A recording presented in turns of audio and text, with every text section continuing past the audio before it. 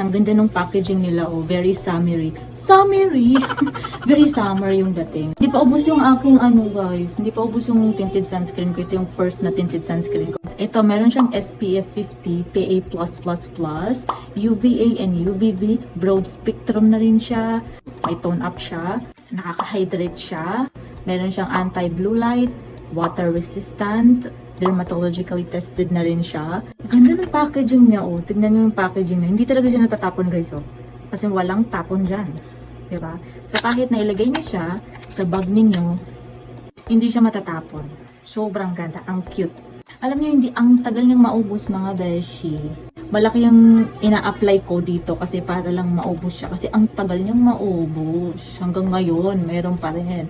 Lagi niyong tatandaan, guys, every 2 hours, kailangan yung mag-reapply, okay?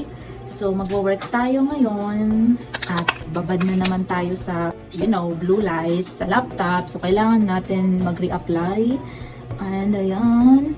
Alam nyo guys, yung pinaka nagustuhan ko sa tinted sunscreen na to, very lightweight. Hindi siya malagkit, tapos tone up din siya guys. Hindi siya nakakaitim, hindi din siya nakakaputi. So, kung ano talaga yung kulay ng skin mo, yun lang yung ina-adapt niya. Tapos nakaka-glow siya na para kang nag-moisturizer kahit hindi naman. Ayan. Ang style ko kasi, binabalikan ko talaga yung products. Pag nagustuhan ko talaga siya, binabalikan ko siya.